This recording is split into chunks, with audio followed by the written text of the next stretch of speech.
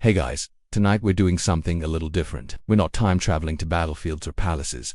No, tonight you're lying down under a velvet Egyptian sky, somewhere around 1250 BCE, where the nights are dry, the stars are relentless, and sleep is a kind of sacred ritual. You're not in some luxury suite with blackout curtains. You're outdoors in a sun-baked courtyard, on a mat of woven reeds, with linen sheets that feel like they've been blessed by the gods or, more realistically, boiled in river water, and beaten soft by the hands of someone with excellent upper body strength. The night air smells faintly of dust and palm sap.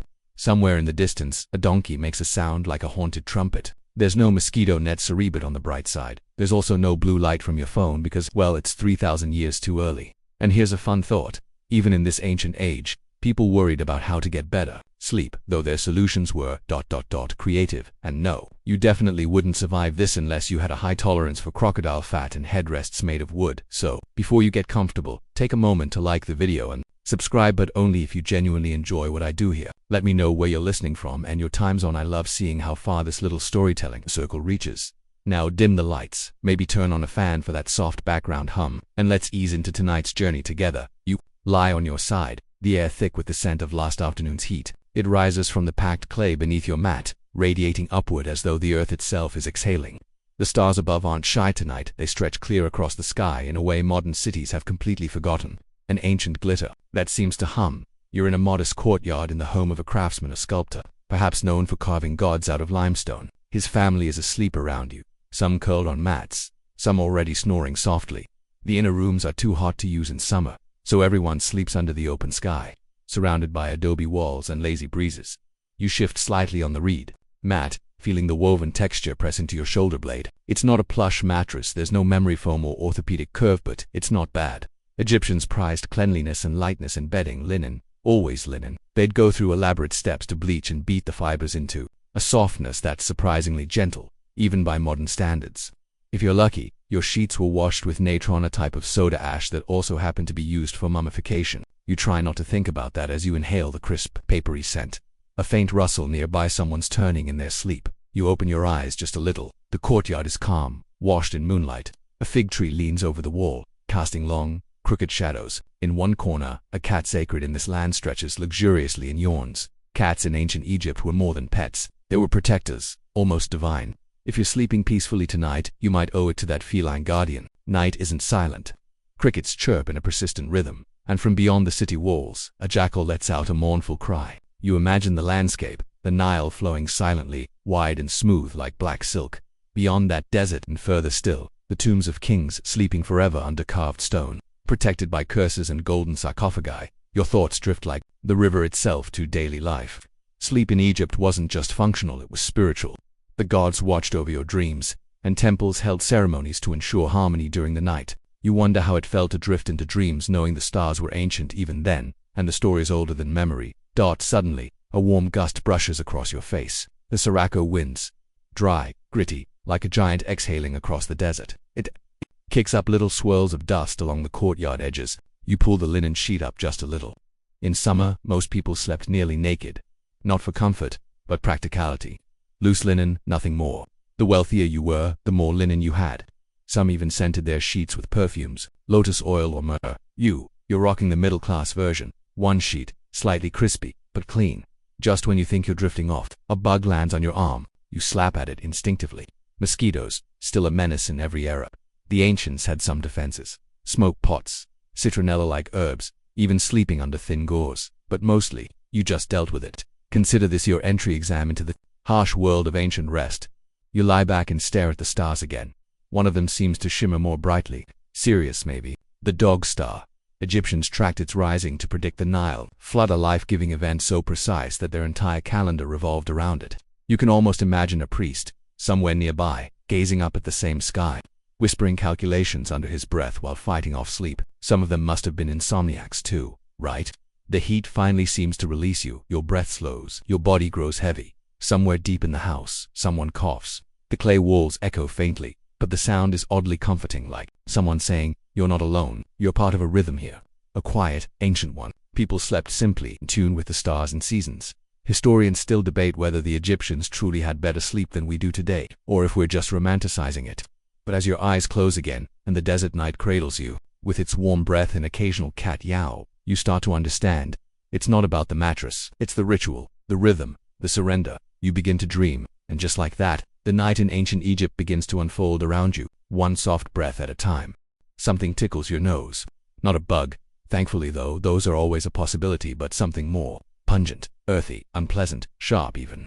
You scrunch your face, shift in your sleep, and open one eye. And then you remember. Yes, the crocodile poop. You blink, the soft rustle of linen brushing against your ear, and exhale into the warm air. It's early morning in ancient Egypt, now just a faint hint of dawn slipping across the horizon. Your mind drifts to one of the stranger facts you picked up while settling in here. Ancient Egyptians were absolutely dedicated to their nighttime comfort and their health. Sometimes both, and sometimes at the same time. With questionable results. You pull the sheet a little tighter around your shoulders, and try not to think about the fact that crocodile dung was used as both a contraceptive and, yes, occasionally as a kind of protective paste. For what? Well, if you asked an Egyptian healer, the answer might range from preventing infection to spiritual shielding. Just be grateful your bedmate didn't believe in smearing it on before bedtime like a bedtime lotion. Ancient luxury had its dark corners, but don't laugh too hard, at least they were trying. Hygiene, medicine, even skincare were all taken surprisingly seriously. You roll onto your side and catch a glimpse of a small jar on a nearby shelf. It gleams faintly in the growing light, likely a mixture of honey, natron, and maybe, yes, you guessed it, another strong-smelling additive. They believed in preventative care. You can almost admire it. Almost. Someone moves near the doorway. A young woman, half asleep, walks past holding a small pot of thick white paste. She yawns and pats her face with it. Clay and ash, mixed with oils. It's sunscreen, or the version of it. And yes, they wore it at night, too, not just for protection from the sun but from spirits, disease, and some believed bad dreams. Because in Egypt, your body wasn't just a vessel, it was a temple. Even in sleep, especially in sleep, you shift again and glance at the amulet lying near your mat, small, carved from turquoise. It's a representation of the Eye of Horus. You were told to keep it nearby for protection, not just from snakes or thieves but from what might chase you in dreams. Because those dreams, they mattered, and sometimes they chased you back. Ancient Egyptians kept what we'd call a dream journal, though theirs was more like a user manual. Dream of eating fish, bad omen. Dream of drinking beer, surprisingly, not bad. Dream of falling into water, could mean death, or just dehydration. Historians still debate whether the interpretations were rigid or more like guidelines, but one thing is certain. Dreams weren't just nonsense to them, they were messages, omens, warnings. Last night you vaguely remember one, walking across a desert made of feathers, a man with a jackal's head beside you, silent, but kind. You wonder what it meant. Somewhere in a temple archive, a papyrus scroll might hold the answer. If you could read hieratic script, that is. Your stomach grumbles slightly. Breakfast is still hours away. Probably flatbread and dates, maybe a splash of beer. Yes, beer. For breakfast, it's more like grain soup than anything alcoholic. The good stuff is saved for feasts and offerings. But here in the early hush, the food isn't what you're craving, it's stillness. You want to linger just a bit longer in this in-between moment. You shift your foot and feel a rough patch on the mat. Probably a broken reed sticking through the weave. You press against it anyway. There's something grounding about the imperfection. A breeze moves through the courtyard. The fig tree above rustles. A piece of dried leaf flutters down and lands on your chest. You flick it away gently, not wanting to disturb the quiet. Around you, others are still asleep. One child clutches a ragged cloth doll. An elder breathes deeply, their hands folded on their chest like they're waiting for a god to visit it. Their dream. The sun isn't fully up yet, but the sky is bruising into pale gold. You remember a lesser-known fact. Someone whispered last night. Egyptians believed in soul parts. The Ba, the Qa, and the occult pieces of your spiritual self, each with different roles. When you slept, the Ba could leave the body. It might fly like a bird, observing the world, or venturing into the dream realm. It always came back hopefully, unless something went wrong. That's why the amulet stays near your head. Insurance historians still debate whether these beliefs were symbolic or literal, whether they truly imagined their souls flying like birds each night, or if it was a metaphor for something deeper. Either way, you find comfort in the idea that sleep isn't absence but a journey. You pull your knees up slightly, shifting into a fetal curl beneath the linen. The mat squeaks softly in reply. Someone outside begins sweeping the street with a pomfron broom. Rhythmic, patient strokes. The sound is soothing, like the world waking up in stages. But you stay put. There's still time, and as you close your eyes again, the soft scent of incense vent carried on a morning breeze returns, and so does sleep. You wake to the unmistakable sensation of something buzzing by your ear. You swat lazily at the air, groaning softly as your hand connects with absolutely nothing, which of course is exactly what the mosquito wanted. You open one eye and spot it hovering near the fig tree, wings catching the early sun like shards of glass. It's watching you, judging you, waiting for its chance to strike again. Welcome to ancient Egypt's real sleep disruptor, bugs. It's easy to romanticize the golden linen sheets, the perfume cones, the sleeping under stars part. But there's a reason many Egyptians slathered themselves in thick oils before bed, and it wasn't just to smell like a flower. It was defense against mosquitoes, sand fleas, and other bite-sized nightmares. A kind of nightly armor, slick and shiny. You reach over and dab at your arm. There's a small clay jar beside your mat filled with a mix of castor oil, myrrh resin, maybe even crushed lotus. It smells not great, but it works. Mostly you apply a thin smear and lean back. Again. And now you hear it, snoring, rhythmic, unstoppable, and loud enough to rattle the woven reed mats. It's the older man sleeping 2 courtyards over. You've never seen his face, but you know his nasal passages intimately. Still, it's oddly comforting, like a reminder that even in this sophisticated civilization complete with calendars, mummies and moon gods, people still snored. You sit up, stretching your back. The morning is well underway. The light is soft, but it's warming quickly. Time to get up, or at least pretend to. But just as you rise, your host walks in, holding something in his hands. A dream book. Well, not a book like you're used to. More like a bundle of papyrus scrolls tied with twine, scribbled with elegant ink symbols. He sees you awake and smiles. Did you dream? He asks, setting the scrolls down beside you. You nod. You're still not sure whether it was a real dream or just heatstroke hallucination, but you describe it anyway. A long river, a talking ibis, a mirror made of water. He nods seriously and starts unrolling the scrolls. In ancient Egypt, dream interpretation was a legitimate science. These weren't just bedtime curiosities. They were part omen, part diagnosis, part therapy. Temples employed dream readers, and special scrolls were copied and passed down. One famous example, the Chester Beatty Papyrus 7 lists dreams, alphabetically. Like a divine cheat sheet, he runs his finger down a column of symbols and mutters to himself. River good, he says. Water mirror could be truth or deceit. Ibis, that's thoth, knowledge, writing. You may receive a message soon. You nod solemnly, as if this isn't the coolest thing you've ever heard before your first meal. Then he chuckles. Unless you were just hot. You both laugh. You glance again at the dream scrolls. The ink is faded, but the symbols are still clear. A crocodile, a lotus, a stick figure raising its arms like it's perpetually startled. There's something kind of beautiful about it, how they believed every sleep held meaning. A message from the gods. Or your soul. Or your lunch. It's hard to say. Historians still debate whether these dream guides were followed strictly or used more like inspiration. Some Egyptians even slept in special temple chambers, incubation rooms, hoping for sacred dreams. These pilgrims would fast, purify themselves, and lie down in dark sanctuaries, waiting for visions. Talk about a high-pressure nap. Your host begins to tidy the mats, rolling one with expert grace. You watch his hands move, swift, sure, ritualistic. Everything here, even folding a sheet, feels somehow sacred. He offers you a drink, a small clay cup filled with what looks like beer but tastes complicated. It's thick, almost chewable, with the sourness of unfiltered yeast. It was breakfast in ancient Egypt, loaded with calories, fermented happiness in a cup. You sip, cough once, and pretend to like it. Good, right? He says, grinning. You nod. Absolutely. He hands you a fig and some bread, a kind of hard, flat round with bits of date mashed in. You eat in silence while the city wakes up. Around you. The bakery next door lets off smoke. Somewhere someone is yelling about a goat, and above all of it, the sun climbs like a slow, hot god into the sky. And yet even here, even now, you're thinking about sleep again, not because you're still tired, though you are, but because it's starting to make sense. The way Egyptians approached it, not as escape, but connection.